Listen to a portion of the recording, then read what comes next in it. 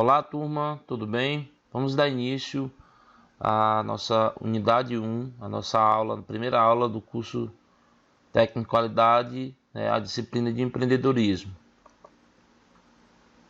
Eu sou o professor Marcos Frota e vou conduzir vocês nessa disciplina. A nossa aula 1, ela trabalha alguns aspectos introdutórios, conceitos básicos, onde a gente vai trabalhar a evolução do empreendedorismo.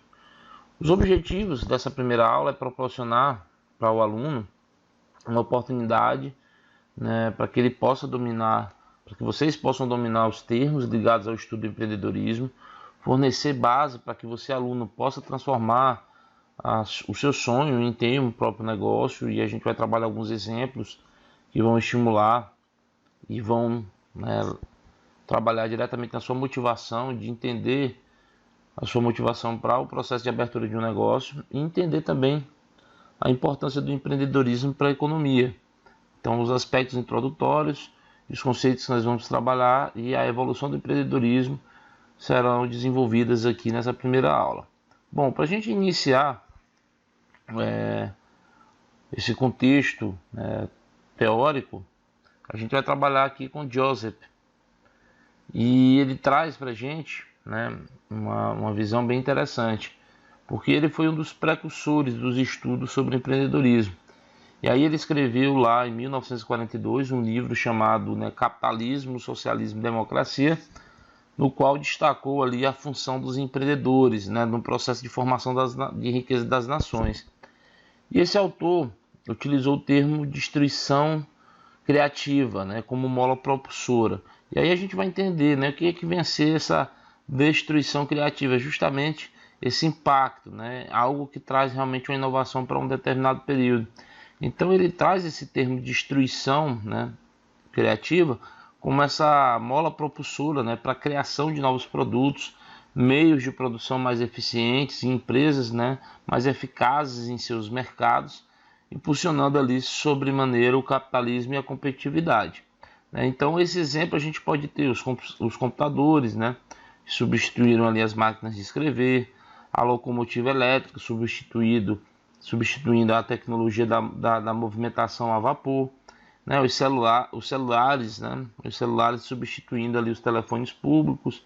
E aí a gente vai entender que a iniciativa empreendedora ela tem um papel muito importante. E aí, para a gente entender um pouco esse contexto, a gente vai trazer aqui uma reflexão. Por exemplo, onde é que o Brasil está nesse ponto? Onde é que o Brasil está situado dentro do processo de empreendedorismo no mundo? O nosso país é um país de empreendedores, então a gente vai fazer um exercício rapidinho aqui, onde a gente pode justamente responder essa questão que foi levantada. Então a seguir, vocês estão vendo aí do lado, tem uma tabela, então vamos ordenar os 9 países listados. Nós temos aqui África do Sul, Brasil, China, Estados Unidos, França, Índia, Japão, Reino Unido e Rússia. Desses países que estão listados aí por ordem alfabética, de acordo com a sua percepção, qual seria o país mais empreendedor e qual seria o menos empreendedor? Se a gente pudesse numerar aí nessa tabela. Será que a gente vai construir uma percepção correta? Então vamos lá, qual seria o primeiro? Então a gente vai tentar responder esse questionamento com base nos dados da versão da pesquisa global de empreendedorismo, que é o relatório da GEM, da Global Internship Monitor, o Global, onde você tem um relatório global de empreendedorismo, traduzindo aí o termo, o relatório global de empreendedorismo, o relatório da GEM, ele diz o seguinte, que em cada 10 brasileiros com idade entre 18 e 64, 3 são empreendedores ou estão planejando edificar o seu próprio negócio. Então o que é que a gente pode observar? Que o Brasil ele está na frente nesse ranking mundial, 34,5%, seguido da China com a taxa de 26,7%. O ranking continua com os Estados Unidos em terceiro, 20%, Reino Unido 17%, Japão 10,5%, Índia 10,2%, África do Sul 9,6%, Rússia 8,6% e França 8,1%.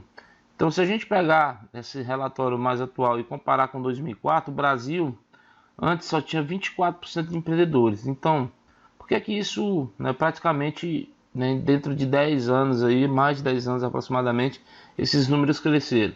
Né? Primeiro, nós tivemos algumas modernizações na questão da legislação, que é a Lei Geral das Microempresas, né, criando a figura do empreendedor individual, que é o microempreendedor individual, o MEI, né, facilitando a vida do micro e pequeno empresário, pessoas que eram, até então, viviam na informalidade, tiveram a possibilidade de formalizar seus negócios através do MEI.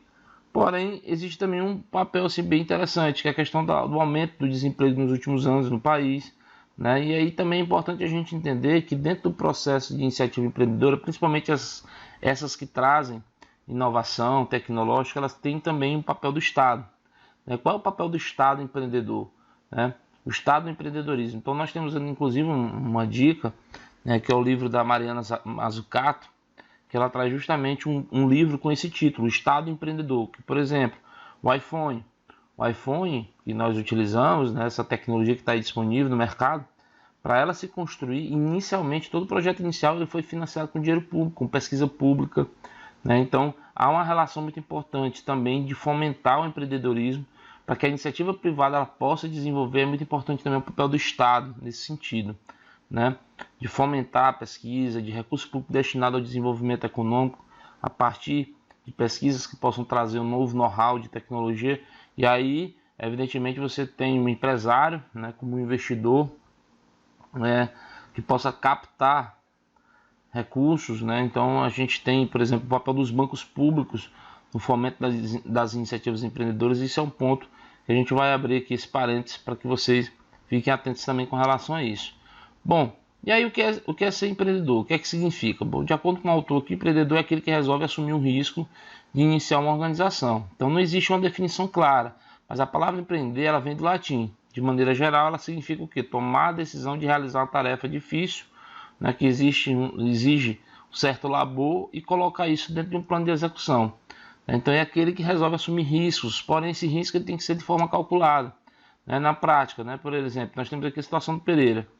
Ele tem o sonho de ser um estudante, né, do curso superior de design de interiores, só que ele não tem renda suficiente para pagar a mensalidade desse curso. Então ele é um cara que gosta muito de planta.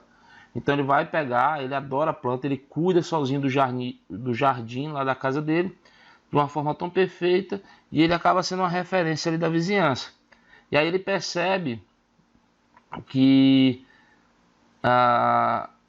essa habilidade dele ela pode se transformar, né? A habilidade que ele tem de cuidar do próprio jardim pode se transformar numa oportunidade, né? Caso, né, isso possa partir dele, né? Nesse processo de busca, de ver, não, eu preciso complementar minha renda, eu tenho uma habilidade específica onde eu posso estar transformando uma prestação de serviço, essa prestação de serviço transformar isso em um negócio, né? Então ele pode estar trabalhando por conta própria, ele pode gerar sua renda, ele pode assumir o risco de iniciar essa atividade e tornar essa atividade com uma empresa de prestadora de serviço, para poder prestar serviço, né, dentro de jardins, de redes de hotéis, condomínios, né, ou residências, enfim.